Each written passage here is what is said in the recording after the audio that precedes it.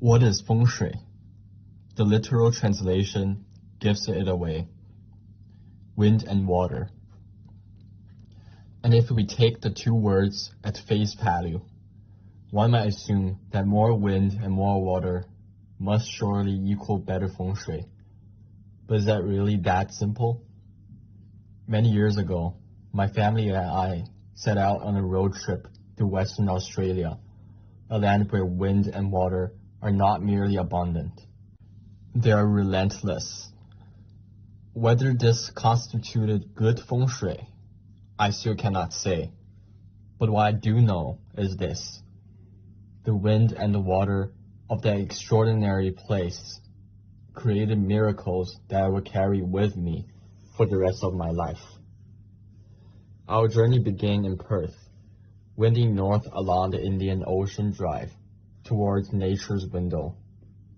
With my head stretched out the window, I could see the stunning Indian Ocean glittering on one side and feel the scorching sea breeze rushing past on the other. It was beautiful and desolate. For long stretches, there were no rest stops, no hotels, not even a toilet.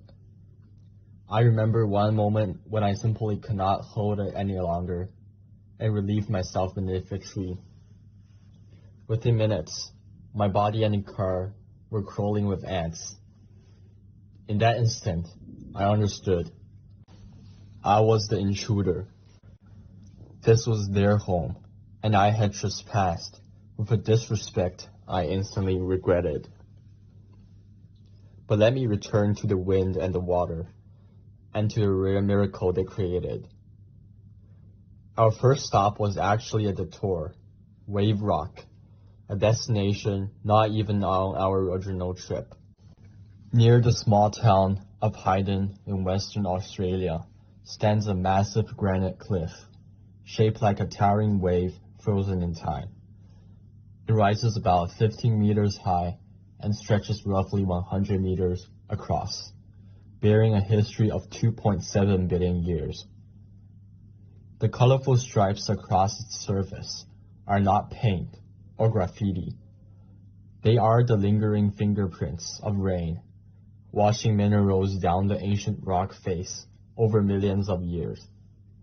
Water, patient and persistent, turned the stone wall into an oceanic illusion. Farther north of Perth, in Numbum National Park, lies a landscape that feels almost alien. Thousands upon thousands of limestone pillars rise from the yellow sand, some reaching as high as 5 meters. Long ago, this land was a shallow sea. Shells and sediment settled, calcified, and compressed into stone. Then the wind took over, scouring, eroding, striping away the softer layers until these ancient pillars were exposed. Standing there, the wind was so fierce that a person could barely remain upright. I remember my sister, her hair whipped completely across her face, struggling to keep her balance. The wind was not merely weather. It was a sculpture that revealed this stone forest to the world. In Kalbarri's National Park, nature's window stands as perhaps the most striking collaboration between wind and water.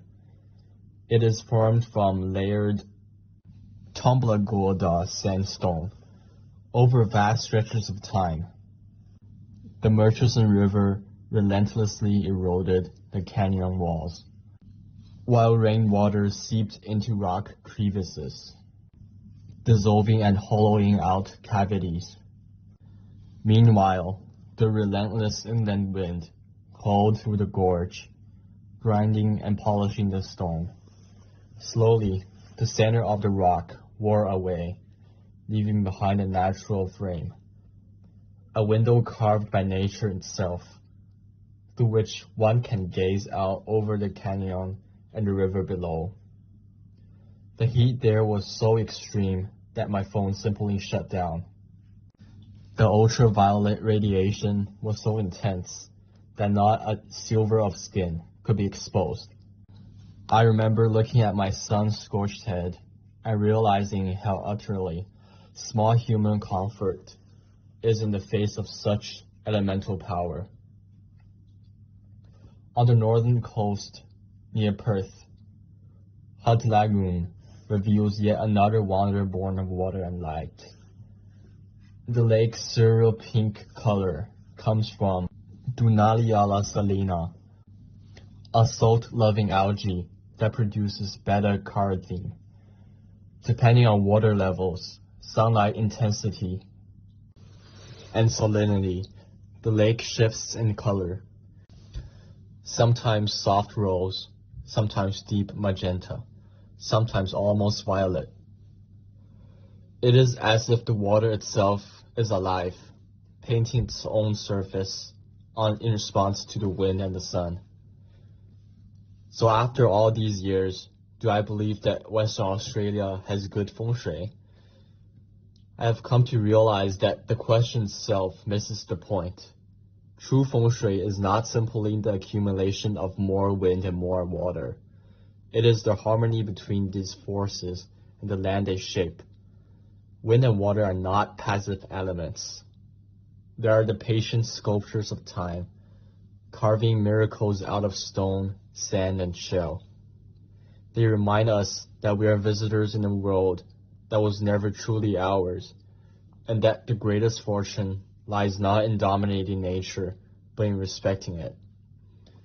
In the end, the real feng shui and the real good fortune is not about having more. It is about understanding the wind and water, when left to their ancient partnership, create something far greater than comfort. They create wonder. And perhaps that's the only kind of luck we ever truly need.